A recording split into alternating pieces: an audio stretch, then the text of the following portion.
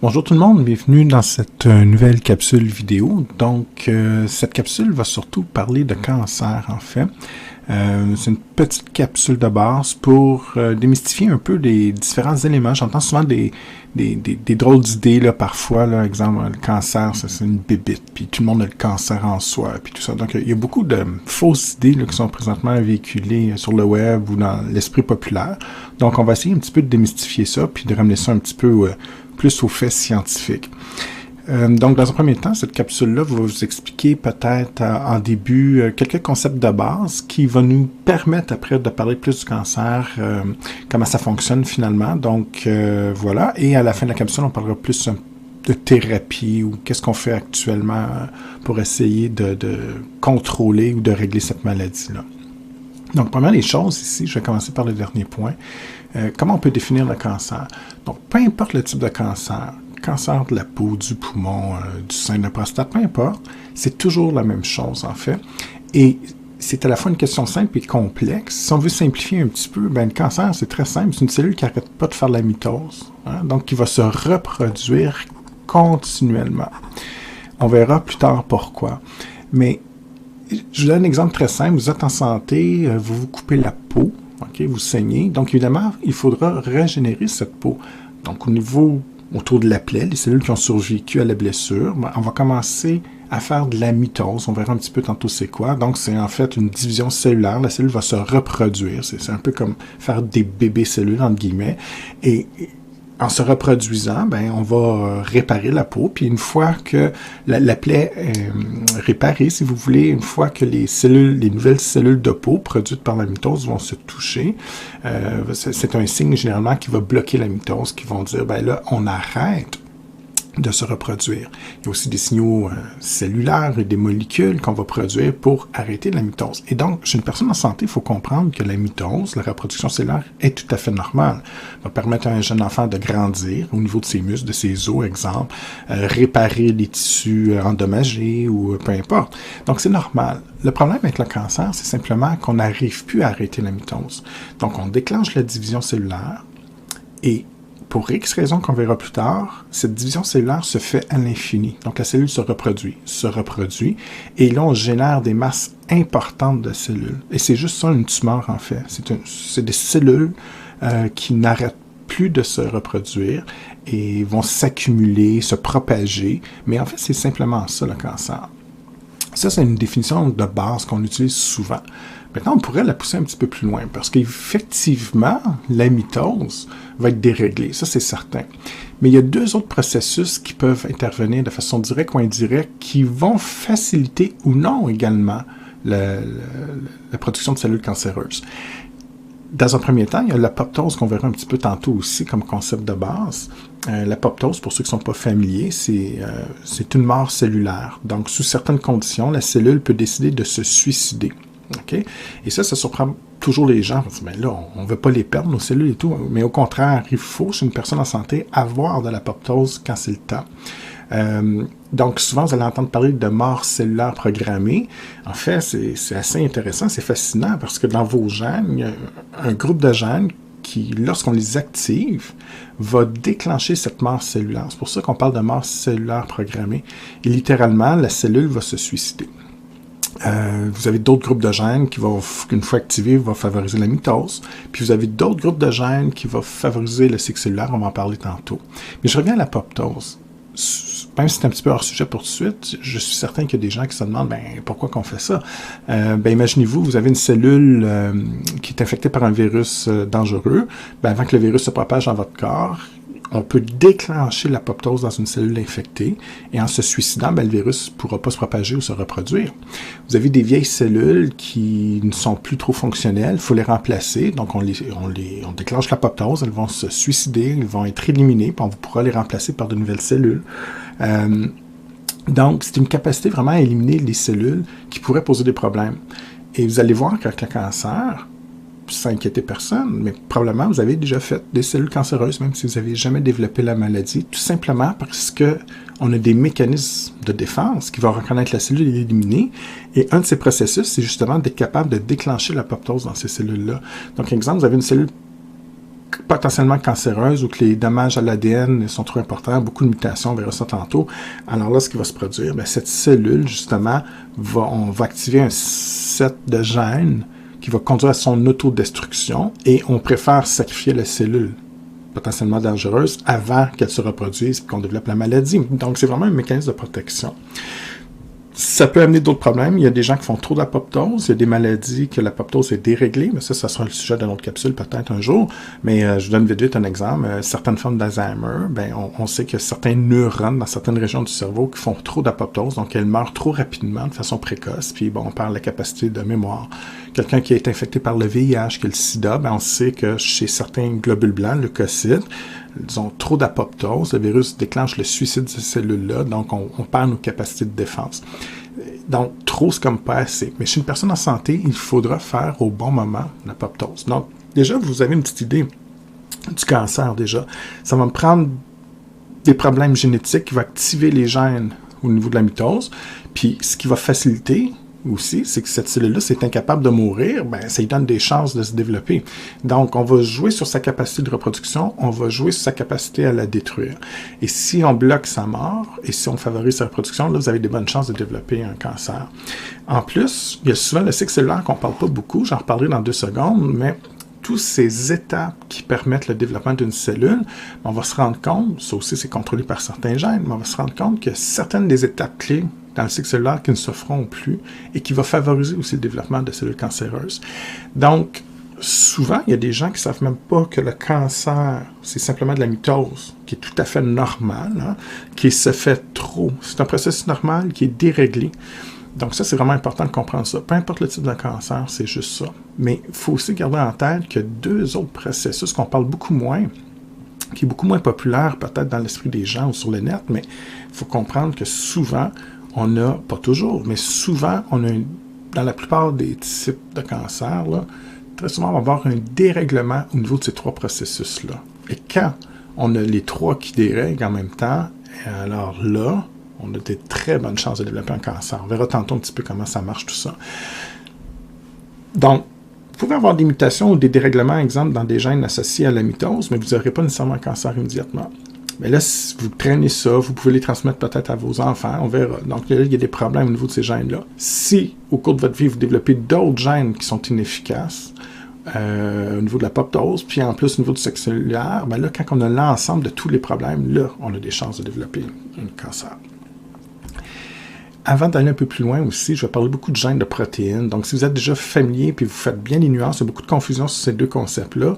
Mais si vous êtes bon, déjà, vous pouvez passer plus vite, passer à la prochaine étape de la capsule, pas perdre de temps. Mais au minimum, il faut vraiment distinguer ADN, gènes versus protéines. Puis il y a beaucoup de confusion ici parce que je vais parler beaucoup de mutations aujourd'hui, de gènes qui ne sont pas, qui sont trop actifs ou pas assez actifs. Puis là, souvent dans l'esprit des gens, quand on parle de j'ai une maladie génétique, j'ai un problème, là on pense que c'est le gène qui a une fonction, mais en fait c'est faux, c'est la protéine mutée qui amène des problèmes. Donc la relation gène-protéine est importante. Il faut bien le comprendre parce que je vais utiliser beaucoup ces 2 termes-là et c'est 2 choses différentes. Chez une personne en santé, l'ADN d'une cellule donnée, donc l'ensemble du génome, de l'ADN, se coupe on pourrait diviser ça en petits morceaux, puis chaque petit morceau, c'est un gène. Un gène, pour moi, c'est simplement une recette, un plan qui indique à la cellule comment fabriquer les protéines. Donc, contrairement à ce que beaucoup de gens pensent, le gène n'a pas vraiment de rôle actif. Il peut se passer beaucoup de choses là, en termes de processus moléculaires, mais ce n'est pas le gène qui a une fonction. C'est la protéine associée au gène.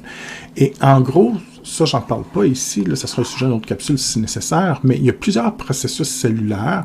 Donc, pour aujourd'hui, ça, c'est pas important, mais les processus cellulaires qui, une fois j'active un gène donné, va indiquer à la cellule de comment, si vous voulez, on va réussir à produire la protéine spécifique au gène que j'ai activé. Et c'est la protéine qui a une fonction biologique. C'est la protéine qui sera produite en bout de ligne qui va permettre soit la mitose et la reproduction cellulaire ou l'apoptose, donc déclencher la mort de la cellule, mais aussi les réactions chimiques, contractions musculaires ou à peu près tous les processus biologiques que vous connaissez dans votre corps.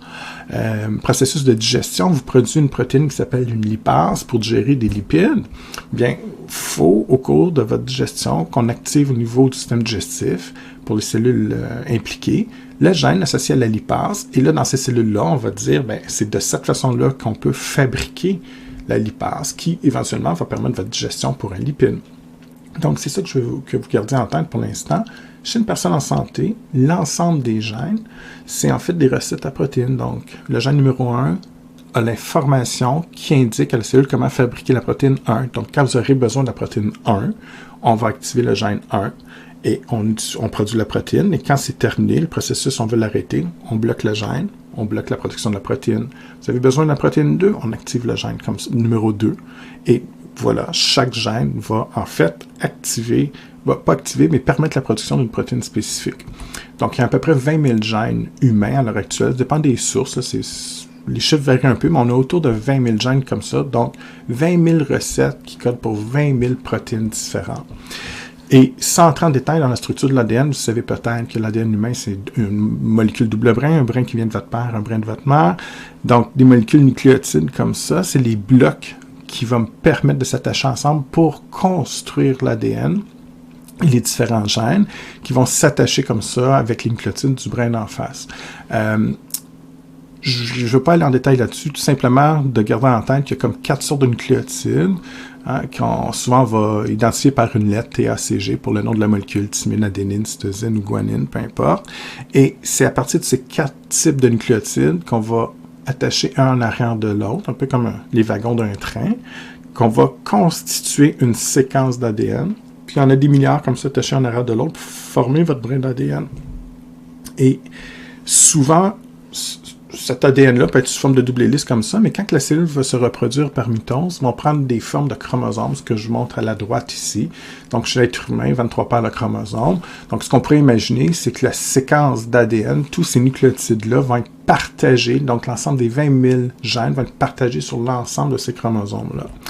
Juste pour vous donner une idée, pour vraiment que ce soit clair, là, je vais vous parler aussi d'une petite notion de mutation. Mais je prends 2 chromosomes ici, exemple.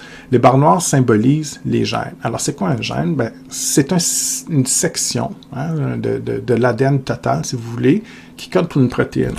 Et là, c'est vraiment pour des fins pédagogiques. Vous n'avez aucun chromosome qui contient tous ces gènes-là. C'est des exemples que j'ai pris parce que c'est souvent des exemples qu'on connaît bien, donc c'est pour faciliter l'explication. Donc, il n'y a pas un chromosome dans votre corps qui contient la couleur des yeux, de la peau, sanguin et tout ça. Ça peut être disposé sur plusieurs chromosomes différents. Mais, exemple, les 20 000 gènes, ben, mettons, j'ai le chromosome 1 qui a, mettons, 5 000 gènes, le chromosome 2, il y en a 2 000, l'autre, il y en a 200. Donc, l'ensemble de ces 20 000 gènes-là seront distribués. À titre d'exemple, même si c'est pas vrai, je prends la bande ici, c'est quoi? Ben, c'est le gène qui coderait pour la couleur de vos yeux. Vous avez les yeux bruns, exemple. Ben, dans les 3-4 milliards de nucléotides attachés ensemble comme ça, qu'est-ce qui arrive? Ben là, le gène numéro 1, c'est exemple, ces lettres-là ici, CT, CGT, etc., c'est tout simplement les nucléotides qui sont attachés comme ça. Et chez une personne en santé, il n'y a pas d'erreur ici au niveau des nucléotides. Donc, on pourrait dire, exemple, les 100 premiers, c'est l'information pour dire à la cellule comment produire la protéine 1, dans ce cas-ci, une protéine qui colorerait la couleur de vos yeux. Le gène numéro 2, lui, il code pour la couleur de la peau. Donc, je suis la prochaine séquence, et là, à partir de mon encadré vert, ben ça veut dire tous ces nucléotides ici, c'est l'information pour la protéine qui coderait la couleur de la peau. Mais souvent, il y a plusieurs protéines, il y a plusieurs pigments qui peuvent colorer les yeux, la peau, mais c'est juste un exemple. Le gène suivant, en mauve, ben, c'est la séquence qui permettrait de produire les protéines à la surface de vos globules rouges, déterminer le groupe sanguin. Donc, vous avez comme ça ces milliards de nucléotides qu'on peut diviser en 20 000 sections. Et chaque section, c'est l'information pour une protéine. Donc, selon la protéine que vous avez besoin pour assurer un processus biologique X ou Y, on active le gène, évidemment, qu'on a besoin. OK? Maintenant, ça, c'est une personne en santé. Ce qui va être important de comprendre éventuellement, c'est que je vais parler beaucoup de mutations. En fait, la plupart des cancers, la très grande majorité, va partir d'un gène qui est trop activé ou pas assez activé, et c'est généralement une mutation. Mais c'est quoi une mutation? C'est simplement une erreur. Exemple, si je vous dis que le gène numéro 3, ici on a un T pour une thymine, mais là il y a une erreur qui s'est produite, puis au lieu d'un T, pour X raison, on verra les causes plus tard, on met un A. Donc c'est ça une mutation, c'est qu'on a remplacé un nucléotide par un autre, et ça forme une erreur. Et là, évidemment, la protéine qui va être associée au gène 3 n'est plus fonctionnelle. Elle va être différente. c'est un peu comme si vous faites la cuisine, vous avez une recette, et il y a des erreurs sur la recette, ben, votre repas risque d'être moins bon, okay? Parce que justement, vous avez suivi la recette. Donc, c'est ça qui est important de comprendre. Si on a des erreurs dans notre séquence génétique, ben, la cellule, elle va quand même suivre la recette et donc produire une protéine qui n'est pas fonctionnelle. Et certaines de ces protéines, si elles sont trop actives, il y a des mutations qui vont les rendre très, très actives, d'autres qui vont bloquer leur fonction. Mais c'est là qu'on va perturber les processus comme la mitose, l'apoptose ou encore le cycle cellulaire que j'ai parlé un petit peu tantôt. Et il est là le concept. Donc, il y a des agents dans la nature ou biologiques qui vont introduire des erreurs. Une chance pour nous, on a des mécanismes qui permettent de reconnaître ces erreurs et de les réparer. Mais dans certains cas, on va perdre le contrôle et si... pas les mêmes gènes qui peuvent causer le cancer, mais si ces mutations ou ces erreurs affectent certains gènes en particulier, alors là, oui, on pourra développer la maladie qui est en fait de la mitose successive et qui se fait sans arrêt. Donc, je vais reprendre un petit peu les trois concepts de base et ensuite on va vraiment parler plus cancer. Je parlais de cycle cellulaire sans rentrer en détail, c'est un peu complexe, vous voyez qu'il y a beaucoup d'étapes ici et tout ça, mais en gros, le cycle cellulaire, c'est les étapes de la vie normale d'une cellule. Donc, toutes les cellules de votre corps vont subir différentes étapes au cours de sa vie jusqu'à sa mort. Un petit peu, si je fais une analogie un peu simpliste, un peu comme avec l'être humain, on a une phase enfant, adulte, vieillard, puis on décède. Ben, la cellule, c'est un cycle de vie comme ça. En bleu, je vous dirais que c'est le cycle normal, c'est sa vie normale de cellule. Et ce que j'en sais présentement, ben ça, c'est le moment de sa vie où elle pourra se reproduire, donc faire de la mitose. Pendant qu'elle est dans son cycle normal, ce qu'on appelle l'interphase en fait, ici en bleu, ben, il y a plusieurs sous-phases. Donc, on commence par une phase G1, donc la cellule va grandir, faire sa vie de jeune cellule. Ce qui est important de comprendre aussi, on a des espèces de points de contrôle chez une cellule en santé. Ça, c'est intéressant parce que ces points de contrôle, si jamais il y a trop de mutations, comme je parlais tantôt, on a des mécanismes moléculaires très complexes qui s'activent, qui reconnaissent non seulement l'erreur, mais qui nous permettent de réparer l'ADN. Donc, ça diminue nos chances d'avoir des cellules, exemple, justement, qui pourraient avoir un phénotype cancéreux ou avoir d'autres problèmes. Et si on n'arrive pas à réparer cet ADN, on peut même déclencher, on ne le voit pas sur le dessin ici, mais on pourrait faire une flèche, on pourrait même déclencher l'apoptose. Là, on se rend compte que trop de mutations, trop de dommages à l'ADN, on pourrait faire en sorte que la cellule se suicide avant qu'elle se reproduise, avant qu'elle rentre en mitose. Donc, ça nous permet de nous protéger. Donc, ça, c'est des phases vraiment importantes. Phase S, souvent, va multiplier l'ADN, les protéines, pour se préparer vers la mitose qui sera un peu plus tard, donc la reproduction cellulaire. Puis, avant de rentrer en mitose, on a une deuxième chance, un deuxième point de contrôle, qu'on appelle, souvent, on va parler de cell checkpoint, ok? Donc, moi, j'appelle ça un point de contrôle cellulaire. C'est peut-être pas la meilleure traduction, mais ça me donne une idée. Et vous savez quoi? Ben, c'est la même chose, hein? Il se passe des choses différentes, mais en gros, c'est comme notre dernière chance de réparer l'ADN endommagé. Donc, si vous avez encore des mutations et tout, on arrête, on bloque la cellule. Hein? C'est vraiment un arrêt du cycle cellulaire. On répare, et quand tout est beau, ben, on s'en va en mitose. Si on n'est pas capable, souvent, ça va déclencher aussi l'apoptose, un peu comme tantôt. Si on est en santé, ben, le cycle cellulaire se fait normalement et par la suite, ben là, on rentre dans les différentes étapes de la mitose et en bout de ligne, la cellule s'est reproduite, puis bon, on fait ça à un certain moment, puis quand c'est le temps d'arrêter, on arrête, selon ce qu'on veut faire, si on est en croissance ou si on répare un tissu endommagé. J'en parlerai pas beaucoup dans la capsule, mais je vais parler plus de mitose d'apoptose aujourd'hui, mais quand même, c'est un phénomène intéressant dans certaines formes de cancer. On sait maintenant, en fait, depuis plusieurs décennies, on sait que s'il y a des mutations dans les gènes qui permettent le contrôle de ces phases-là, de points de contrôle pour réparer l'ADN, et qu'on n'est plus capable d'arrêter la cellule, on pourrait donc passer de la phase 6 directement en phase de mitose. Bien évidemment, ça ne nous donne pas la chance de réparer l'ADN endommagé, et là, on a plus de chances d'avoir un cancer. Capable de faire l'apoptose non plus. Exemple, l'apoptose peut bien fonctionner, mais si on passe par-dessus ce point de contrôle, ben, on augmente nos chances aussi de développer une cellule cancéreuse. Donc, il y a des mutations comme ça qui vont affecter le cycle cellulaire ou qui vont favoriser le déclenchement de la mitose. Donc, évidemment, on voit que, même si je l'ai fait très sommairement, parce qu'en fait, le cycle cellulaire, c'est extrêmement complexe, il y a beaucoup de gènes de protéines impliqués là-dedans, mais en gros, on voit déjà un petit peu comment on pourrait interférer avec le cycle puis favoriser comme ça le développement d'une cellule cancéreuse, exemple. Je parlais de l'apoptose aussi, ben, je vous montre rapidement un peu comment ça fonctionne. Donc, le suicide d'une cellule comme ça, ce qui est intéressant, hein, parce que d'autres morts cellulaires, exemple la nécrose, qui va générer souvent des réponses inflammatoires, des problèmes un petit peu, parce que c'est des cellules qui éclatent, puis c'est pas une mort très propre. Mais l'apoptose, quand on active les gènes apoptotiques, bien, c'est une mort très organisée. On désassemble, on parle souvent d'autodestruction, mais on va désassembler la cellule.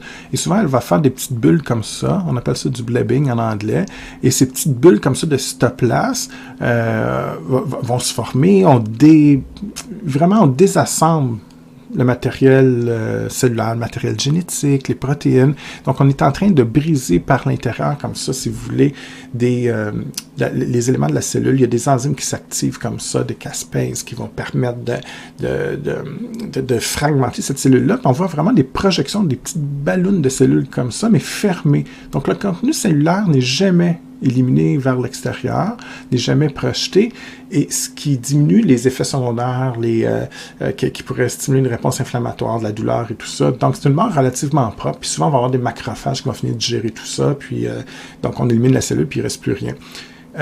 Et c'est assez fascinant de voir que l'apoptose, comme ça, il y a beaucoup de gènes qui sont impliqués dans le déclenchement de cette mort cellulaire-là, mais ces gènes-là sont conservés à travers l'évolution. On voit ça chez des petites mouches, les drosophiles, chez les vers, tout ça. Donc, c'est un processus évolutivement qu'on traîne depuis nos ancêtres.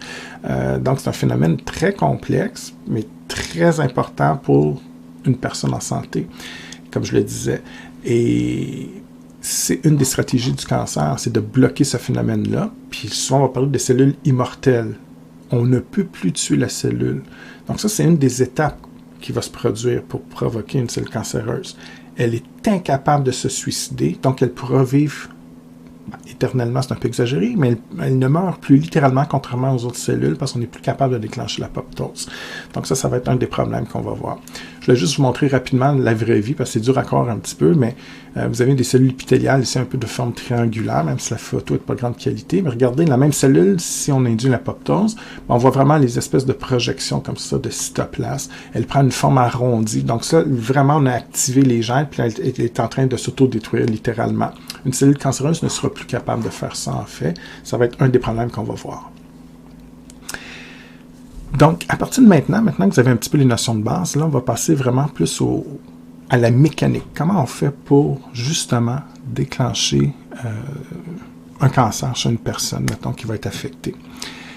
Première des choses, il y a plusieurs façons de classer tout ça, mais on pourrait regrouper l'ensemble de vos gènes en deux types de gènes. Les oncogènes et les suppresseurs de tumeurs. Donc, parmi vos 20 000 gènes, il y a un certain nombre qu'on pourrait dire que s'ils dérapent, aurait une fonction d'oncogène, puis il y en a d'autres qui vont fonctionner comme suppresseurs de tumeurs. Et le cancer peut cibler aussi bien un que l'autre pour favoriser la maladie. Donc, en gros, comment ça fonctionne, c'est simple. Oncogène, oncologie, donc ça indique très bien le rôle du gène. C'est généralement des gènes qui vont coder pour des protéines qui vont stimuler la mitose, qui vont favoriser la prolifération cellulaire.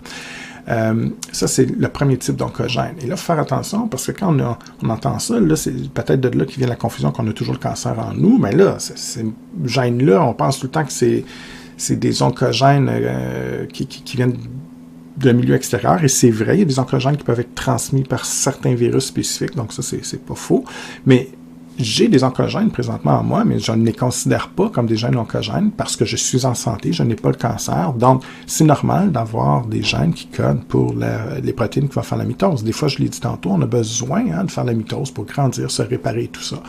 Donc, c'est des gènes qui ont le pouvoir de se transformer en oncogènes, mais qui ne sont pas nécessairement oncogènes.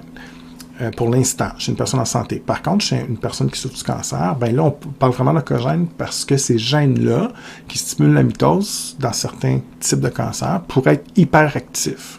Trop actifs, on n'arrête pas de faire la protéine, donc on fait de la mitose 24 heures sur 24, et là, oui, on parle vraiment d'oncogènes parce que ces gènes-là ont dérapé, et pour déraper, ben, ça prend des mutations, comme j'ai expliqué un petit peu tantôt. L'autre type d'oncogène, c'est des gènes qui vont bloquer le phénomène de l'apoptose. Donc, on a des molécules qui vont être produites pour bloquer l'apoptose. Il faut comprendre également que chez une personne en santé, on a des protéines qui stimulent, des gènes qui vont stimuler l'apoptose, parce que là, c'est le temps que la cellule meure, je l'ai dit tantôt. Mais il y a des moments aussi, il ne faut pas que la cellule meure trop vite. Il faut se protéger. Donc, on a d'autres gènes anti-apoptotique qui va bloquer l'apoptose. C'est donc une balance entre le fait de déclencher ou non le processus chez une personne en santé, ce qui est normal. Mais chez une personne qui a le cancer, très souvent, on a des oncogènes, donc les protéines qui bloquent de façon normale l'apoptose, mais là, elles sont suractivées, ces gènes-là, donc on a trop de protéines de produits, et là, littéralement, l'apoptose ne se fait plus. C'est pour ça que tantôt, je parlais de cellules immortelles. Dans le jargon, là, on parle de ça de temps en temps. Ça veut simplement dire que la cellule immortelle, elle ne peut plus mourir, l'apoptose est bloquée. Et si, en plus, j'ai des gènes qui stimulent la mitose, on commence à avoir des bonnes chances de développer une cellule cancéreuse. Et ce qui est bien important de comprendre, ces gènes-là fonctionnent normalement chez une personne en santé, c'est quand on a certaines mutations qui vont activer ces gènes-là de façon excessive, qu'on va conduire à un phénotype cancéreux, ou en tout cas, on va favoriser les chances que la cellule puisse se reproduire de façon excessive, donc développer un cancer quelconque. Et ça, c'est important de comprendre. Vous l'avez vu, on a des milliards de nucléotides. Donc, c'est pas aussitôt que vous avez une mutation que vous allez développer ça. On peut avoir une mutation dans un gène qui n'est aucunement impliqué dans la mitose de l'apoptose. Donc, il n'y aura pas d'effet sur le cancer. Il faut vraiment que ça tombe sur plusieurs. Puis souvent, on pense que c'est un seul gène, mais généralement, c'est plusieurs hits qu'on dit. Donc, plusieurs gènes affectés en même temps qui vont me permettre de conduire à ce phénotype-là. Donc, ça, c'est la première catégorie. On a aussi une deuxième catégorie de gènes, exemple P53 qui est très bien connu, ou la famille P53. Il y a aussi des protéines qu'on appelle P63, P73, mais P53 est très populaire. Beaucoup de journalistes ont publié des articles là-dessus et tout. Là, depuis longtemps, on la connaît. Bien, P53 ou les autres protéines associées, c'est des suppressants de tumeurs. Les autres, c'est différent en fait. Ces protéines-là, certaines d'entre elles ont les trois fonctions, d'autres une des trois, mais en gros, vont jouer sur trois tableaux. C'est des protéines, généralement, qui vont être capables de bloquer le processus mitotique. Donc, on empêche la mutation, la mitose, pardon. Il y a d'autres gènes suppresseurs de tumeurs qui vont être capables de stimuler.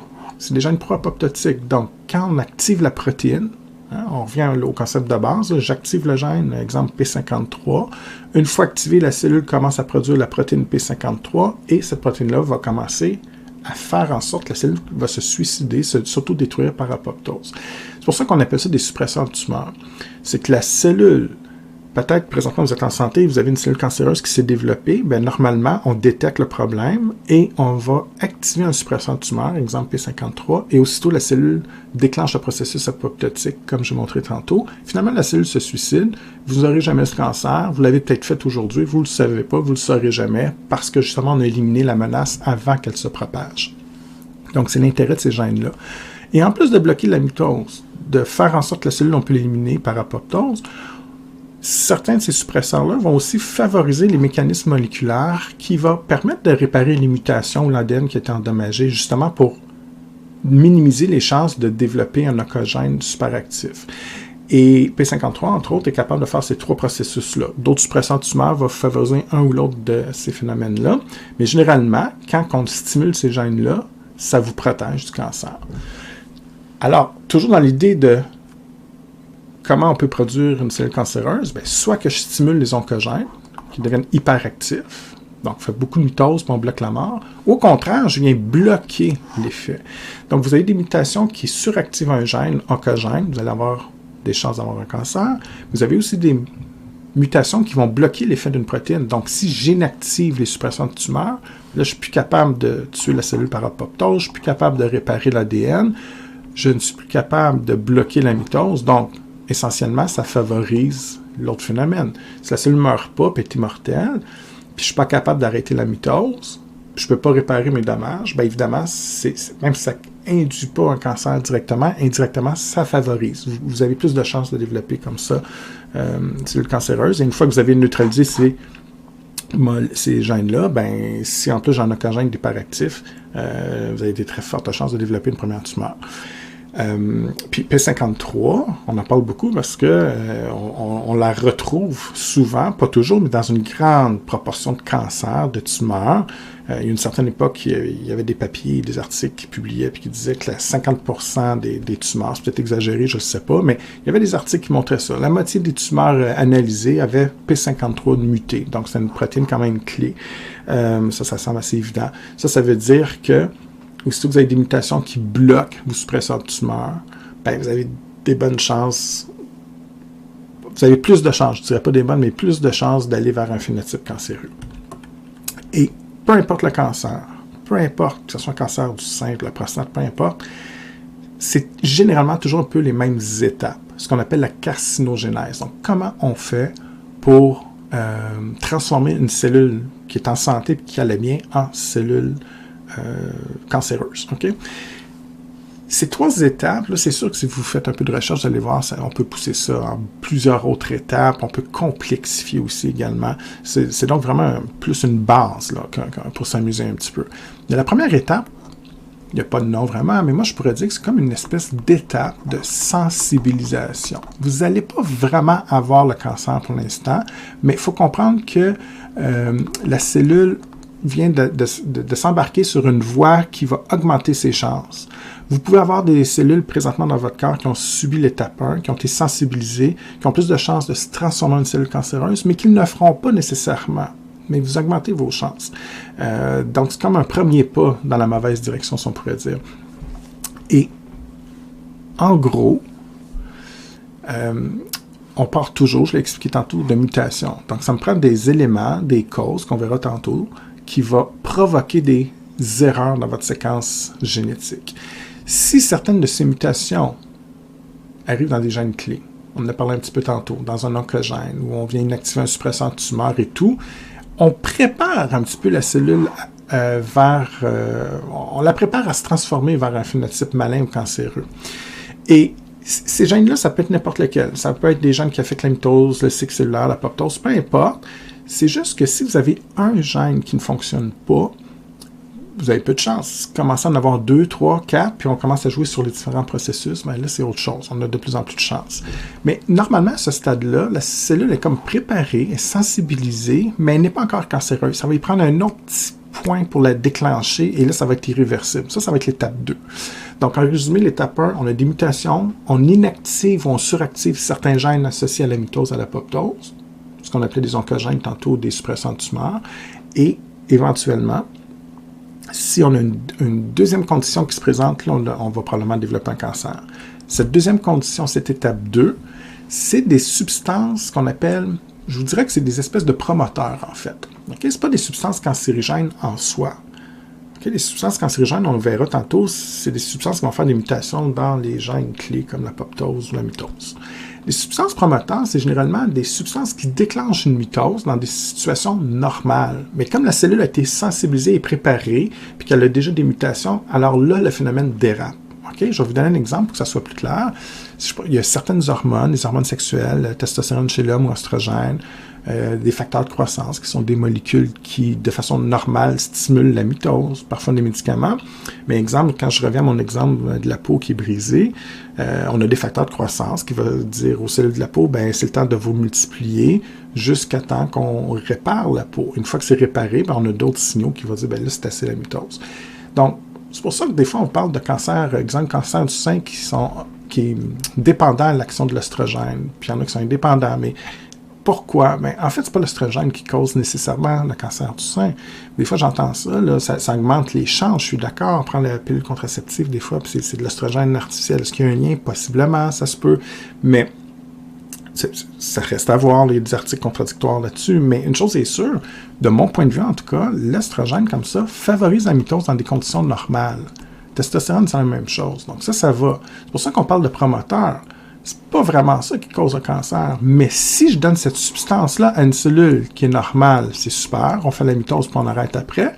Mais si je donne cette substance-là à une cellule qui a été fragilisée, préparée ou sensibilisée de l'étape 1, alors celle-là, on va développer un cancer. Parce que la cellule qui a déjà subi des mutations à l'étape 1 dans certains gènes clés, associés à l'apoptose ou à la mitose, mais là, quand je donne un promoteur, elle fait la mitose, mais sauf qu'elle ne sera plus capable de s'arrêter. Mais si je ne donne pas le déclencheur, ben, elle ne fera pas le cancer. Okay? C'est comme un peu une bombe dormante. Là. Elle va se déclencher sous les bonnes conditions. Okay? C'est donc ça qui est clé à l'étape 2.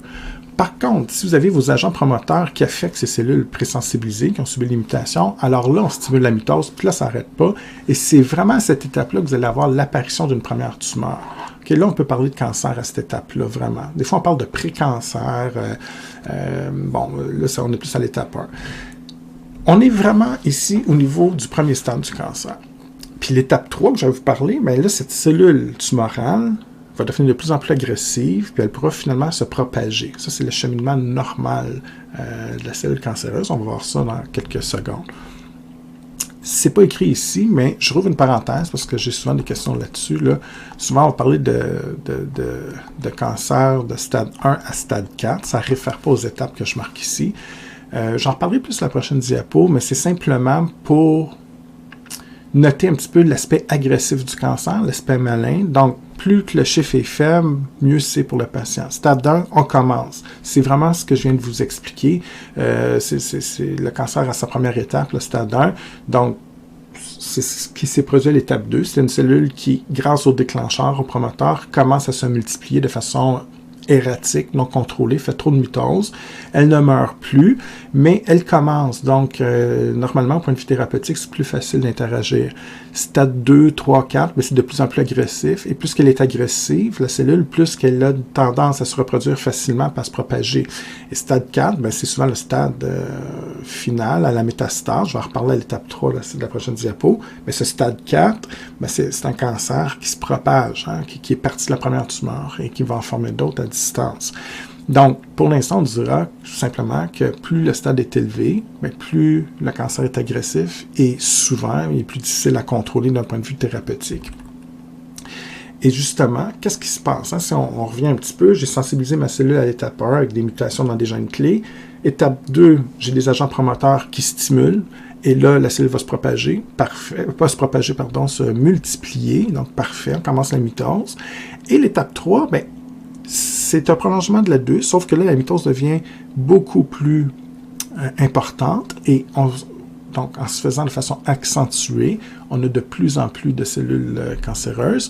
Et éventuellement, ce qui est le problème, c'est que ces cellules-là, il y en a une qui va se détacher de la première tumeur et va atteindre le système circulatoire, soit au niveau sanguin ou lymphatique. Et là, la cellule cancéreuse qui s'est détachée comme ça, qui s'en va en circulation, bien, elle se promène un peu partout et pourra aller s'implanter dans un organe à distance.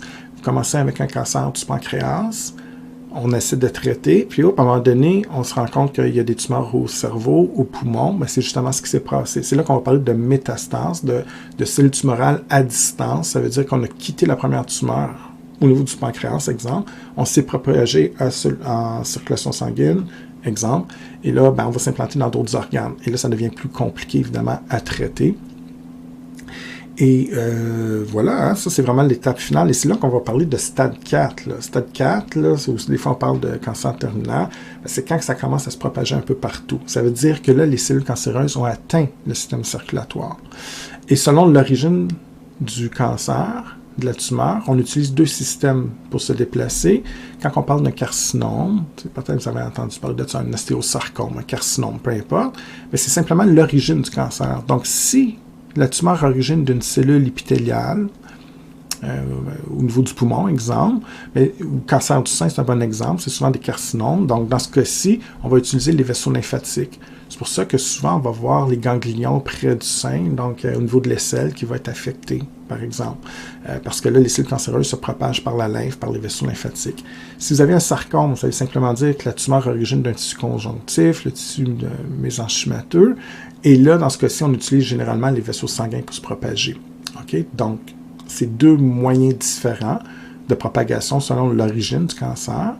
Par contre, la logique elle-même, on va s'implanter ailleurs. Et si on utilise les voies sanguines, dans le cas de sarcome, bien évidemment, on a beaucoup plus de chances d'affecter des organes qui sont vascularisés. Hein? Un organe qui est très vascularisé, comme les poumons, ben, c'est des organes clés pour les futures métastases. Pour ceux qui sont visuels, ben, j'ai fait un petit dessin simplement pour illustrer. Là. Donc, on part des cellules bleues. Ici, c'est un organe qui est sain. L'étape 1, c'est une sensibilisation. Donc, ici, dans la cellule jaune, il y a eu des mutations dans les gènes associés à la mitose, à l'apoptose cellulaire. Ce n'est pas encore un cancer. Tout ce que ça va prendre, c'est un promoteur qui va déclencher la mitose, exemple des hormones, un facteur de croissance. Alors, c'est là qu'il y a la dérape, c'est que la cellule qui a été sensibilisée, ben là, elle commence à faire de la mitose et elle se multiplie continuellement sans s'arrêter. Et c'est là qu'on va parler de cancer qui commence à s'infiltrer dans les tissus sains. Donc, les cellules en jaune qui se reproduisent, puis qui ont aussi les mêmes mutations, hein, parce qu'une mitose va vraiment copier de façon identique la première cellule au niveau génétique. Donc, se propage et de plus en plus, on va infiltrer le tissu sain comme ça. On parle de tumeur primaire, c'est votre première tumeur. Voilà. Et maintenant, ben, si on va vers l'étape 3, c'est la même chose, sauf que là, ça prend plus d'ampleur. Il y a de plus en plus de cellules qui se propagent dans le premier organe. Et là, il y a une cellule comme ça qui va être capable de se détacher et utiliser le système circulatoire. Exemple ici, ça pourrait être les vaisseaux sanguins. Donc, elle s'infiltre à l'intérieur du vaisseau, retourne en circulation sanguine et pourra sortir du vaisseau éventuellement pour former une deuxième tumeur, une tumeur secondaire qui est dans un autre organe. Donc, exemple, la tumeur primaire, l'exemple que j'ai utilisé, c'est le cancer du pancréas. Mais là, dans ce cas-ci, on se promène, puis là, on se ramasse avec une tumeur secondaire au niveau du poumon, éventuellement du cerveau, ou peu importe. Donc là, on devient vraiment ici, là, quand on a formation de tumeur secondaire, on est au stade 4, le stade le plus grave. C'est là qu'on parle de métastase. Puis d'un point de vue thérapeutique, bien évidemment, plus qu'on est près de l'étape 2, plus qu'on est près... c'est une course généralement, il y a des exceptions parfois, le cancer de la prostate qui est plus long et tout ça, mais généralement, on veut intervenir le plus vite possible parce que plus rapidement on détecte le problème, plus rapidement on peut traiter et plus on va circonscrire les risques de propagation comme ça. C'est plus facile de traiter une tumeur en devenir comme ça. Parfois, on peut même l'opérer de façon chirurgicale quand c'est possible, puis on l'élimine, bon, c'est parfait. Mais quand ça commence à se propager un peu partout, c'est beaucoup plus compliqué à traiter, évidemment, puis les chances de s'en sortir diminuent, bien sûr. Une image qui montre justement cette espèce de propagation de cellules cancéreuses, je l'aimais beaucoup parce qu'elle montre un phénomène que je n'étais pas capable de dessiner. On part d'une tumeur primaire ici qui vient s'accrocher à un vaisseau sanguin. Okay? Donc, on va voir ça souvent, entre autres à cause du phénomène d'angiogénèse que je parlerai tantôt. Et cette cellule cancéreuse, regardez ce qu'elle fait. Elle est capable de s'insérer comme ça à l'intérieur d'un vaisseau sanguin. Donc, on reconnaît ici là, la cellule endothéliale qui forme la paroi. La paroi du vaisseau sanguin. Mais là, dans ce cas-ci, elle est capable de s'insérer entre deux cellules. Elle va s'écraser littéralement comme ça et se faufiler entre deux cellules de la paroi pour rejoindre la circulation sanguine. Et elles font pratiquement tout ça. C'est comme le développement normal d'un stade plus avancé du cancer, quand je parlais de stade 4 tantôt. Et elle va se propager et encore une fois, elle pourra se faufiler comme ça vers un deuxième organe et former une deuxième tumeur, la tumeur secondaire, dans un autre organe à distance. Et c'est littéralement une métastase. Et c'est là qu'on parle de cancer généralisé. Et ça, c'est fascinant pour moi parce que dans votre corps, très peu de cellules peuvent se faufiler, s'écraser comme ça. C'est un phénomène de diapédèse. On voit ça chez certains globules blancs, certains leucocytes très spécifiques qui ont cette capacité comme ça à sortir de la circulation sanguine et aller infiltrer un tissu pour patrouiller, éliminer les menaces. Mais les cellules normales ne font pas ça. Donc, il y a une transformation à plusieurs niveaux, au niveau génétique, au niveau moléculaire, au niveau physiologique, morphologique aussi, au niveau de la cellule cancéreuse, mais elle acquiert cette capacité-là éventuellement avec le temps, ce qui amène des problèmes, évidemment. Et ça m'amène à vous parler un petit peu des caractéristiques des cellules cancéreuses. Il y en a beaucoup, mais les plus importantes sont ici. En fait, qu'est-ce qui les distingue d'une cellule normale? Cancer de la peau. Qu'est-ce qui distingue une cellule cancéreuse de la peau versus une cellule normale? Il y a des choses qui vont de soi. Là. Quand on vous dit ici que le métabolisme est très actif, c'est évident, parce que la cellule n'arrête pas de faire de la mitose. Elle veut toujours se reproduire. Donc, elle a des besoins énergétiques très, très élevés. Beaucoup besoin d'ATP.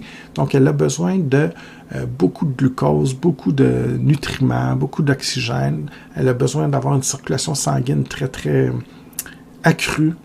Parce que si on empêche la circulation sanguine localement, la cellule va simplement disparaître. Et on va voir tantôt qu'elle va même favoriser le développement de vaisseaux sanguins pour justement se nourrir elle-même. Donc, la production de protéines, l'activité des gènes est vraiment élevée. Plusieurs gènes vont être anormalement élevés. Ça va vraiment distinguer d'une cellule normale. Et tout ce phénomène-là va engendrer un petit peu les autres caractéristiques. Donc, certains de ces gènes, certaines de ces réactions chimiques, métaboliques, vont, entre autres, permettre la perte d'adhésion cellulaire. Donc, littéralement, va produire des protéines, des protéases qui vont digérer, détruire ou éliminer les protéines d'adhésion, exemple la cadérine. Donc, la plupart de vos cellules vont être collées à d'autres cellules ou à un support physique et elles ne se détachent pas. Mais la cellule cancéreuse, stade bénin, on est vraiment là encore accroché, mais éventuellement, elle va se détacher comme ça parce qu'on détruit ces protéines d'adhésion. C'est comme de la colle un petit peu moléculaire et là, on élimine cette colle-là, fait qu'elle se détache. Et c'est ce qui va favoriser sa propagation dans le système circulatoire. Ça va favoriser aussi le fait que la cellule va s'empiler une sur l'autre. Une cellule normale, il y a un phénomène qu'on appelle l'inhibition de contact. Ça, on entend ça souvent. Ça veut dire que quand deux cellules se touchent physiquement, il y a des molécules, des signaux moléculaires qui rentrent en action, qui disent à la cellule « arrête de faire la mitose ». Je reviens à l'exemple de la peau. Si vous vous blessez, vous refaites de la mitose, mais comment on fait pour arrêter la mitose chez une personne en santé? Mais à un moment donné, la plaie va être comblée et il y a deux cellules qui vont finir par se toucher.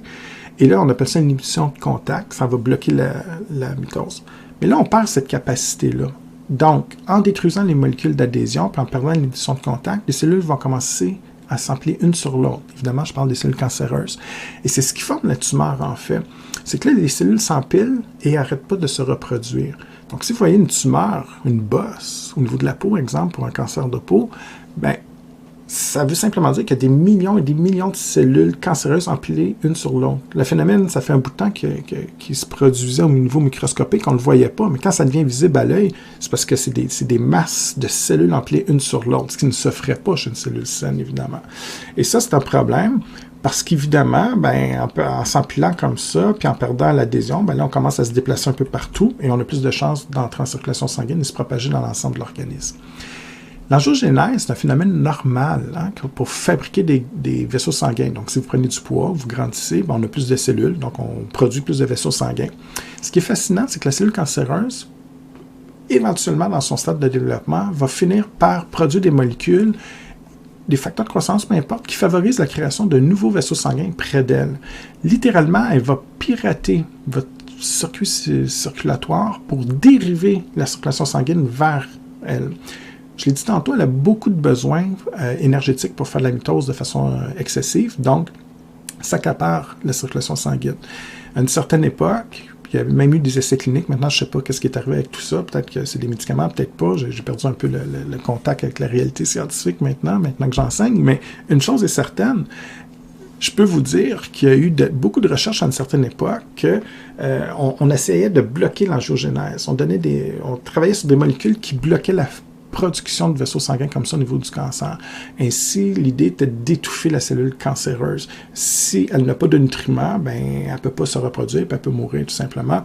Donc, c'est un concept. Mais pour nous autres, aujourd'hui, simplement comprendre qu'on est capable comme ça de dériver puis créer des nouveaux vaisseaux sanguins. Puis ça va expliquer que vos patients vont perdre du poids. Pourquoi quelqu'un qui est dans un stade très avancé, en stade 4, exemple, au niveau du cancer, et qui perd beaucoup de poids et qui est maigre, ben c'est parce qu'il faut nourrir toutes ces cellules cancéreuses-là. Et ça explique beaucoup. Donc, on pige dans les réserves de graisse, des réserves énergétiques, puis ça explique qu'il y a une perte de poids importante, malheureusement. Et l'autre point qu'on ne parle pas beaucoup, mais je trouve tellement important, c'est la perte de spécialisation, la différenciation cellulaire. Donc, ça ne se fait pas dans les premiers stades.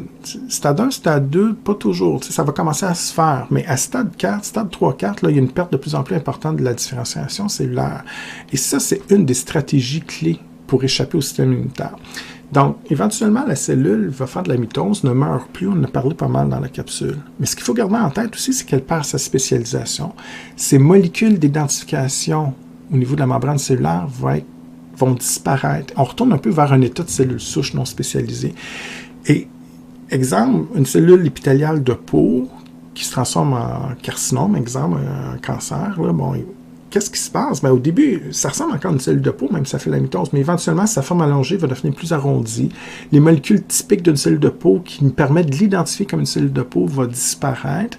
Et ça, c'est important parce que votre système immunitaire n'est plus capable de reconnaître cette cellule cancéreuse. C'est pour ça que je fais un lien avec la gravité de la maladie qui m'amène au dernier point, le point 5. Je vous ai expliqué beaucoup comment la cellule pouvait se transformer en cellule cancéreuse, mais pour survivre, oui, elle a besoin de vaisseaux sanguins et de nutriments, mais elle doit aussi échapper au mécanisme de défense. Vous avez un système immunitaire qui est capable de reconnaître les cellules cancéreuses. On a parlé d'apoptose tantôt, mais vous avez aussi des leucocytes, des globules blancs, qui est capable de reconnaître, elles peuvent reconnaître des cellules infectées par un virus ou une bactérie, mais aussi des cellules cancéreuses. Et on a même des molécules qui vont tuer spécifiquement, ou en tout cas de façon relativement spécifique, les cellules cancéreuses. Donc, on est capable au niveau immunitaire de distinguer une cellule normale d'une cellule cancéreuse. Et là, la stratégie, plus que la cellule cancéreuse avance dans son développement, elle va perdre ses marqueurs d'identité à la surface. Donc là, on ne les reconnaît plus. C'est un peu pour moi là, comme un camouflage moléculaire. Donc là, on ne reconnaît plus les molécules à la surface qui me permettaient de l'identifier comme une cellule cancéreuse. Donc elle échappe carrément aux effecteurs du système immunitaire. Et c'est pour ça qu'on parle souvent que la cellule va échapper au système de défense, au système immunitaire. Et là, elle pourra se propager plus facilement. Donc, j'aime bien le mot camouflage ici. On pourrait voir ça comme ça. C'est une façon un peu simpliste de voir ça. C'est un peu exagéré, mais c'est à peu près ça. On n'est plus capable de les reconnaître. Et évidemment, vous aurez compris que le degré d'agressivité d'une tumeur, ben, plus que le stade 1, 2, 3, 4 qu'on parlait tantôt, ben, stade 1, relativement bénin, la cellule commence à se reproduire, mais elle a encore sa forme, elle n'est pas trop infiltrée dans les tissus, elle est assez bien localisée, tout ça, donc ça va bien. Mais plus qu'elle va faire de la mitose rapidement, efficacement, plus qu'elle va se dédifférencier, plus qu'il sera difficile de la reconnaître, plus que là, le phénotype va être grave, plus qu'on va dire que le cancer est un malin, entre guillemets. Et éventuellement, si elle se détache, elle se propage un peu partout, mais là, on est vraiment dans le pire stade, parce que là, en plus, ben, c'est plus local, c'est un peu partout, ça se propage dans l'ensemble de votre organisme, donc évidemment, c'est plus compliqué au point de vue thérapeutique. Okay? Donc ça, c'est vraiment les grosses différences par rapport à une cellule normale. Et là, vous avez bien compris qu'on revient toujours à la même chose. Ça me prend des mutations, des erreurs dans plusieurs types de gènes qu'on a étudiés tantôt en début de capsule. Maintenant, la question, qu'est-ce qui cause ces mutations-là? Donc, qu'est-ce qui va altérer comme ça l'ADN, la séquence de nucléotides dans un gène associé soit à la mitose, apoptose, réparation de l'ADN, tout ce qu'on a vu tantôt? Bien, premièrement, on n'en parle pas beaucoup, mais il y a des mutations spontanées. Il faut comprendre que on parle beaucoup plus des molécules toxiques, chimiques, les polluants et tout ça, et c'est correct, là, c'est vrai, mais on oublie toujours que de façon spontanée, il y a des erreurs qui se produisent au cours de notre vie, et plus qu'on vieillit, plus que statistiquement, on risque d'avoir des erreurs dans notre ADN. Donc, toute la machinerie moléculaire qui permet de reproduire une cellule, de copier notre ADN, de le reproduire. Puis à un moment donné, il peut y avoir des erreurs dans le processus. Généralement, on a des mécanismes de réparation, mais des fois, ils ne sont pas efficaces, comme on a vu tantôt. Donc, des erreurs qui arrivent un peu au hasard comme ça, qui vont affecter certains gènes. Quelqu'un qui a 5 ans, puis quelqu'un qui a 90 ans, la même personne va avoir plus de mutations à 90 ans qu'à 5 ans, évidemment, parce qu'on accumule les erreurs avec le temps. Donc, de temps en temps, ces erreurs au hasard peuvent se produire dans des gènes clés associés aux différents processus qu'on a discutés tantôt. Donc, ça, c'est une cause possible, puis on ne peut pas contrôler vraiment ça. Ces mutations-là, des fois, on les traîne. Donc, on peut avoir, mettons, exemple, un gène qui est bien connu, BRCA1 ou 2. C'est un gène qui est impliqué dans la réparation de l'ADN associé à certains types de cancers du sein. Bien, juste une mutation dans ce gène-là, ce n'est pas suffisant. Ça va sensibiliser. C'est l'étape 1 qu'on voyait tantôt. Mais évidemment, si on a une mutation dans ce gène-là, puis associé à une suppression de tumeur, puis là, avec la mitose, mais là, on a plus de chances de développer un cancer du sein. Et pour la forme héréditaire du cancer du sein, puis il y a d'autres exemples, d'autres types de cancers, ben, la mutation est transmise par les parents. Donc, à la naissance, exemple, maman, elle avait une mutation dans le BRCA1, mais elle n'a jamais eu le cancer, elle ne le sait pas, mais elle a déjà cette erreur-là qui se transmet de grand-mère à mère, exemple. Bien, c'est possible qu'elle transmette ça à sa fille ou à son garçon. Je parle de fille parce que c'est plus fréquent, mais c'est associé aussi à certains cancers chez l'homme. Puis l'homme peut avoir un cancer du sein aussi, même si c'est moins fréquent en passant. Ceci étant dit, maman ou papa transmet cette information génétique erronée à l'enfant. Donc, on a eu la mutation de façon héréditaire. L'enfant n'a pas le cancer en partant nécessairement, mais si au cours de sa vie, il développe d'autres mutations, puis qui rencontre des promoteurs, comme on l'a vu tantôt, et là, ça pourra déclencher. Donc, on augmente un petit peu les chances. Donc, c'est une deuxième source de mutation. Il y a ce qu'on vous connaissez, donc je passe vite parce qu'on en parle souvent dans les médias et partout. Donc, toute substance cancérigène, ça peut être des substances chimiques. On pense à la cigarette avec le tabac pour le cancer du poumon, les métaux lourds, toxiques en certaines industries ou l'eau polluée parfois, composés industriels, tout ce que vous savez déjà, qui, en fait, ils ont des mécanismes différents, mais ils ont tous une chose en commun, c'est qu'on a induit des erreurs dans l'ADN, des mutations, des dommages, qui peut affecter les gènes qu'on a déjà étudiés. Rayonnement aussi, on parle beaucoup de radioactivité, hein, des fois là, dans certaines industries et tout, mais il ne faut pas oublier l'aspect médical, les radiothérapies, rayons X, évidemment, c'est des rayonnements, rayons X, on va chez le dentiste, on en subit, mais c'est quand même des rayons qui perturbent l'ADN.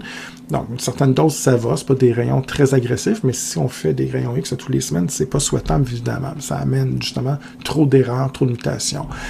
Ultraviolet, donc évidemment, surtout les gens, plus que la peau est pâle, moins qu'on est bien protégé pour les rayons ultraviolets. Et bien, évidemment, ça endommage l'ADN et puis augmente les chances d'avoir un cancer de la peau.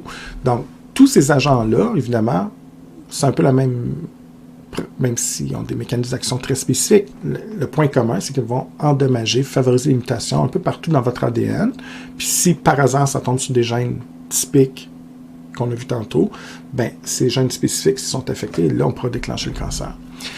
Parfois, on parle de virus. Il faut faire attention. Hein. Les virus, je ne dis pas que ce n'est pas important, mais c'est des virus très spécifiques. C'est environ 10% des cancers connus. Parfois, il y a des gens qui montent jusqu'à 15%. Ça dépend des ouvrages. Bon, c'est vrai, mais ce n'est pas la première cause des cancers. Je ne vais pas rentrer dans un cours de virologie, vous expliquer tous ces virus-là, mais ils ont tous un point commun, ces virus-là, c'est que d'une manière ou d'une autre, on doit affecter votre ADN. Et souvent, c'est des virus qui ont des enzymes qui permettent de couper un petit morceau de votre ADN, puis d'insérer leur propre matériel génétique. Et là, ça va perturber un gène, évidemment. Si, exemple, j'enlève un petit bout d'ADN dans un suppressant de tumeur, bien là, vous n'êtes plus capable de faire l'apoptose. Si je me mets juste un petit peu en amont du promoteur d'un gène, d'un oncogène qui stimule la mitose, bien là, je peux stimuler l'activité de ce gène-là, puis favoriser la mitose. Donc, c'est des virus comme ça qui doivent perturber votre information génétique en enlevant un petit bout, puis en rajoutant son propre matériel génétique, ce qui va affecter l'activité du gène à la hausse ou à la baisse. Ces virus-là, parfois, peuvent s'insérer un peu au hasard, puis des fois, on reconnaît des séquences très, très spécifiques, puis on va souvent dans les mêmes types de gènes. Là, je fais attention aussi, parce que je ne veux pas créer de panique. L'adénovirus, c'est un virus commun. Au Québec, là, on est 99% à être séropositif par un adénovirus. On peut donner un petit rhume, des petites maladies bénignes, donc c'est correct. Mais dans les centaines de sérotypes différents, il y en a un particulier qui peut faire ça. Mais c'est relativement rare. La même chose pour le papillomavirus. Là, on en parle beaucoup là, avec le cancer de l'utérus et tout, mais il faut quand même nuancer. C'est quelques-uns parmi les centaines de types. Il y en a quelques-uns qui ont le potentiel de s'intégrer dans votre ADN. Et encore là, il faut s'intégrer vraiment dans des gènes clés qui vont favoriser un cancer. Donc, c'est quand même assez spécifique. Certains types d'hépatite. Le BV, le Epstein-Barr, donc lui aussi est associé à certains cancers. Faites attention, on dit que c'est un herpétique, c'est un petit cousin de l'herpès simplex. Mais là, partez pas en peur si vous avez un feu sauvage. Là, les lésions bénignes buccales, c'est un herpès simplex de type 1 et il n'y a aucunement associé au cancer. Même chose pour l'ITSS, le HSV2, le simplex 2, qui lui est associé à une maladie transmise sexuellement, à une ITSS, mais pas associé, juste à l'heure actuelle, pas clair, il n'y a pas d'association avec un cancer clair. Donc, c'est vraiment le BV. Peut-être les plus dangereux, rétrovirus, ce sont qui ont l'air plus efficaces que ceux que je viens de nommer. Il y a une catégorie des virus avec des oncogènes puissants. Il y a le VIH, mais d'autres rétrovirus qui sont très, très efficaces pour s'insérer dans l'ADN. Puis, ils s'insèrent souvent dans des gènes qui vont affecter justement comme ça le processus de cancérisation. Donc, les rétrovirus, il y en a certaines catégories dans cette famille-là qui sont assez efficaces pour développer certains types de cancers. Donc, oui. Mais comme je disais, globalement, tous ces virus-là, c'est entre 10 et 15% des cancers connus. Donc, ça permet de relativiser. En fait, c'est pas impossible, mais c'est pas la cause la plus fréquente. Maintenant que vous êtes des experts de l'oncologie, hein, du processus de cancérisation et comment ça fonctionne le cancer et tout, la question qui vous reste probablement, ben, qu'est-ce qu'on fait pour guérir? C'est quoi l'approche thérapeutique clé qu'on utilise à l'heure actuelle? Bon, je ne suis pas un expert, là, je ne suis pas un médecin. Hein, je travaille longtemps dans le milieu de l'oncologie, mais j'étais dans le milieu de la recherche. Donc, puis ça fait un bon bout de temps. Maintenant, j'enseigne. Alors, il faut relativiser un petit peu. Puis les choses changent très, très rapidement. Mais à l'heure actuelle, je vous dirais encore, puis si vous connaissez des gens qui ont souffert du cancer, ben vous le savez aussi bien que moi, les 3 méthodes classiques qui sont encore très, très, très utilisées. Il y a d'autres choses. On a d'autres armes maintenant, mais quand même, là, ce qui est vraiment utilisé, c'est ce qui est en mauve ici. Et en gros, je vais commencer par la chirurgie. Là. C'est peut-être la méthode qui peut être parfois drastique. Hein. Par exemple, cancer du sein, on peut enlever le sein complètement. Prostate, des choses comme ça, on enlève un bout de poumon et tout. Mais c'est pas toujours possible. Puis il y a un certain risque parfois qu'il y a des récidives, mais c'est certainement une méthode qui peut être très efficace d'un point de vue médical. Exemple, cancer de la peau, il y a une tumeur très bien définie, je l'enlève, il n'y en a plus là. S'il y a une tumeur dans le sein droit, puis ça commence à se propager un petit peu, puis là on a 2-3 masses dans le sein droit, mais il n'y en a pas ailleurs, on enlève le sein complètement, puis on est pas mal sûr qu'il n'y en a plus. Donc ça peut être un avantage très efficace d'un point de vue médical. Ça amène d'autres problèmes, évidemment. Sauf que c'est pas toujours possible. Des fois, la tumeur est très bien infiltrée, puis c'est difficile de la distinguer avec un tissu sain. Cancer du cerveau, très difficile à opérer. On ne veut pas faire de lésions. Des fois, elle est trop profonde et tout ça. On n'a pas accès. Donc, c'est souvent compliqué.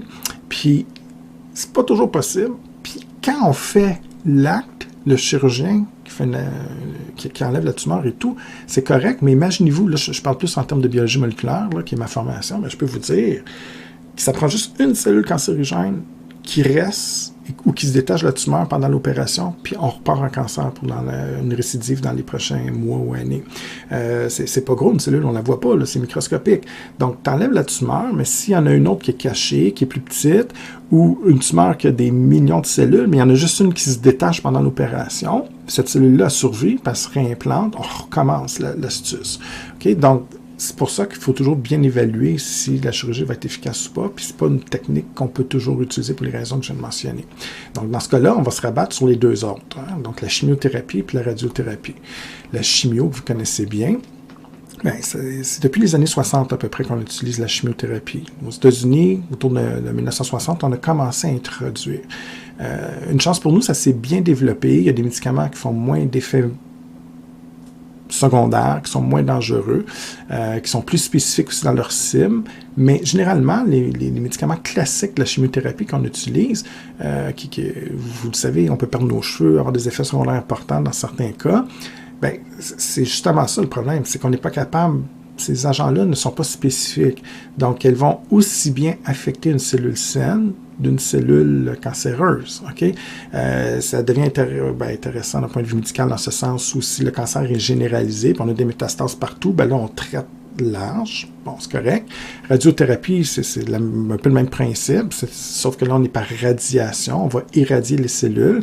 On ne distingue pas la cellule cancéreuse de la cellule saine, mais au moins, radiothérapie, des fois, on peut bombarder de façon un peu plus locale. Alors que chimiothérapie, c'est souvent systémique. Hein? On va agir dans l'ensemble du corps par l'injection ou la prise orale de médicaments.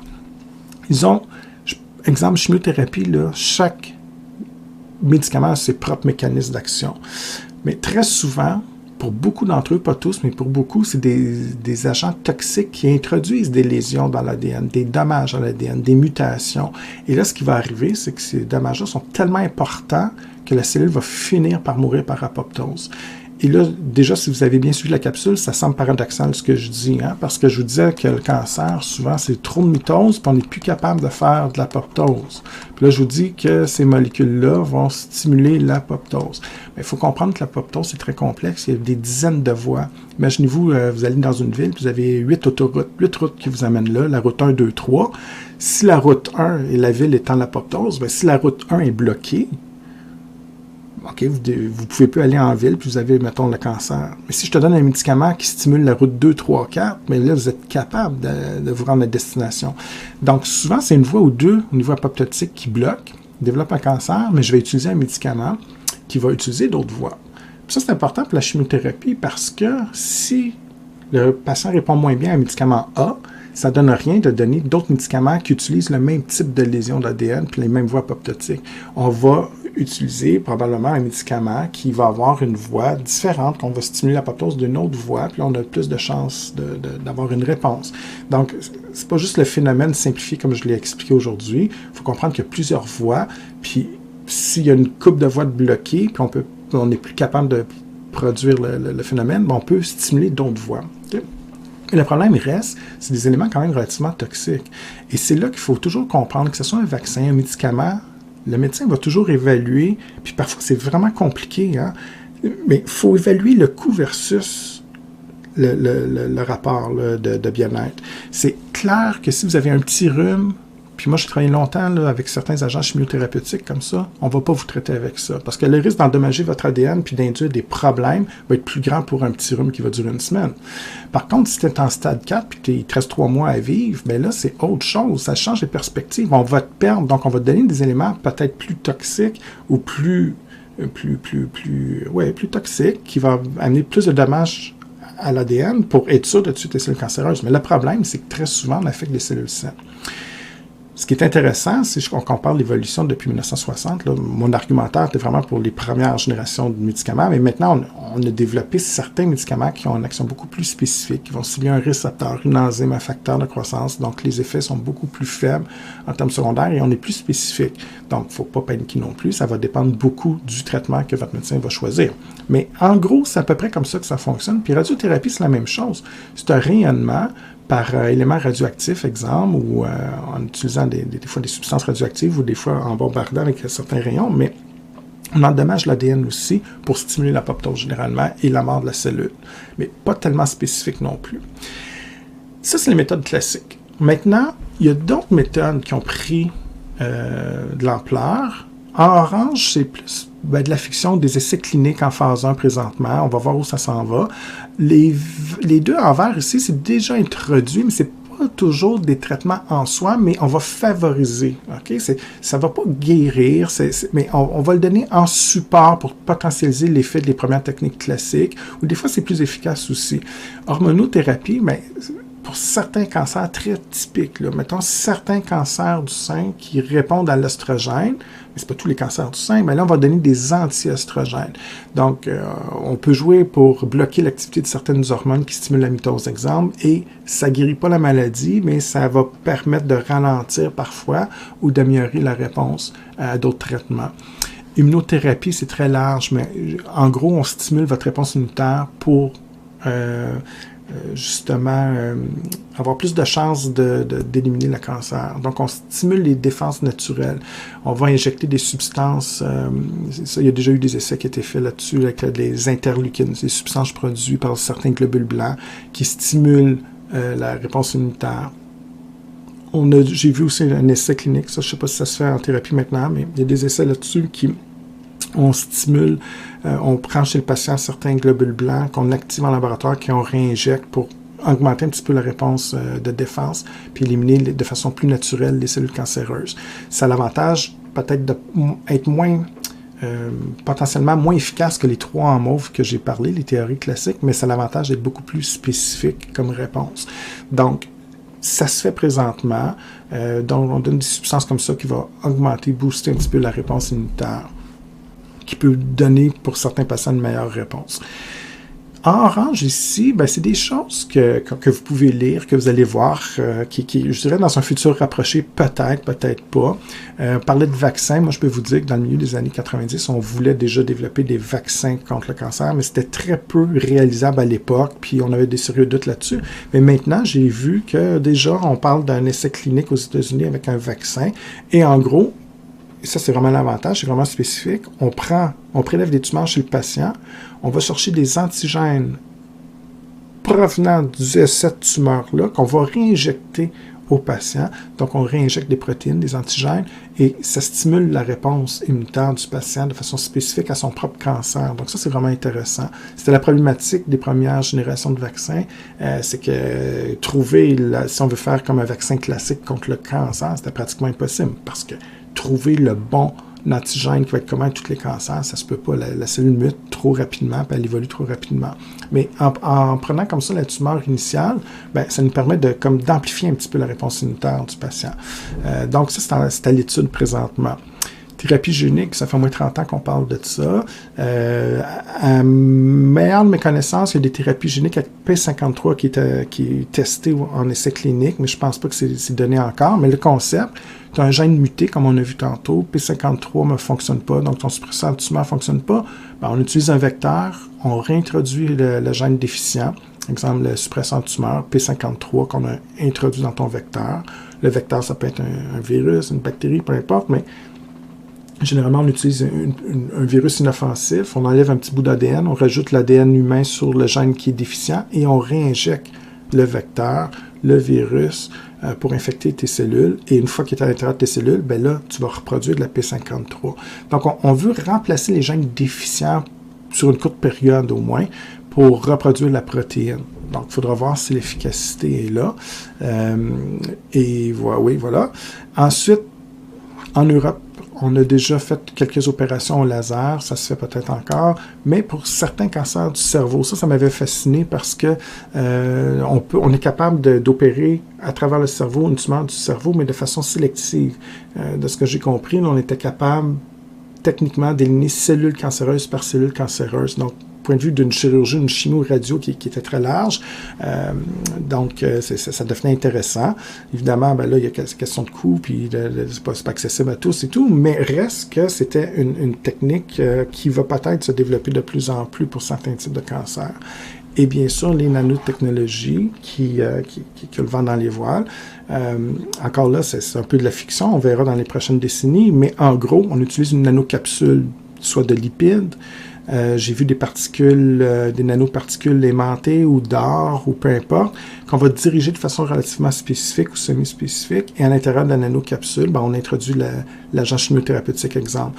Donc, au lieu de donner un médicament de chimiothérapie large qui va affecter l'ensemble des cellules de la personne, ben, on va diriger de façon spécifique la capsule, la nanocapsule contenant le médicament dans la cellule ciblée. Et ces nanocapsules, ben, il y a plusieurs façons de faire, mais entre autres, j'ai vu une espèce de nanocapsule avec des éléments ferreux ou aimantés, puis vraiment, avec un aimant, on pouvait diriger en circulation sanguine à l'endroit précis où on voulait déverser le médicament. Donc, c'est peut-être un peu fastidieux, mais c'est une façon de faire. Il y a les liposomes aussi qu'on a créés, puis qu'on peut réinjecter à la personne avec la chimiothérapie, mais on va injecter de façon plus locale et des choses comme ça. Donc, il faudra voir ça aussi, si on s'en va là. Mais je vous dirais que présentement, les 3 premières approches thérapeutiques sont encore largement utilisées. Vous avez de grandes chances, en tout cas au Québec, c'est les 3 grandes approches qui vont être encore privilégiées dans la plupart des cas. Et de temps en temps, selon les types de cancer, on pourra un petit peu enrichir le traitement avec parfois, quand c'est possible, une hormonothérapie ou de l'immunothérapie, quand ça s'applique, bien sûr. Et voilà, ça conclut la capsule. J'espère que ça a répondu à plusieurs de vos questions. Donc, ça m'a fait très plaisir et on se reverra dans une prochaine capsule.